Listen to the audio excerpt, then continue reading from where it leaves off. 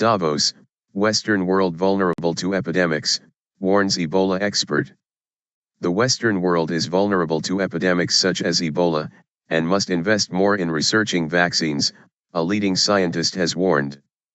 Professor Peter Piot told the BBC that developed nations would be in deep trouble if they failed to adequately prepare for another outbreak.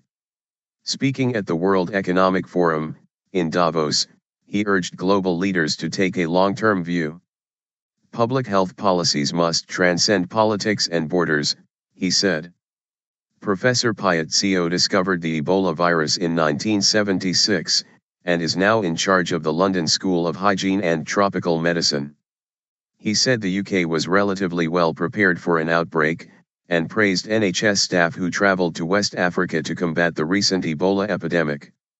The threat of Ebola, and other infectious diseases such as influenza and SARS, are set to be discussed in Switzerland this week as politicians and business leaders from around the globe gather for the annual WEF. We weren't prepared.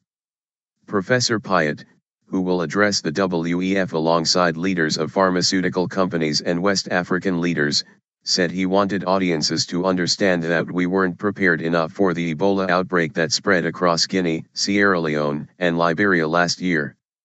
Sitting in the heart of Davos' main conference center, the affable Belgian, who previously helped lead the World Health Organization's fight against AIDS, said, "I bet everything I have that there will be other outbreaks." Ebola vaccine. A trial of an Ebola vaccine started in the US this month. Our world is getting more vulnerable to big epidemics, because of population expansion, huge mobility, and more intense contact between animals and people. My concern, he said, is that when the Ebola outbreak is over we will just forget about it. We need to be better prepared and we need to invest in vaccines and treatment. It's like a fire brigade, you don't start to set up a fire brigade when some house is on fire. Professor Piot praised the work done institutions such as the US Center for Disease Control and Prevention, but he said that Europe needed a force that can be deployed to countries beyond its borders when infectious diseases spread.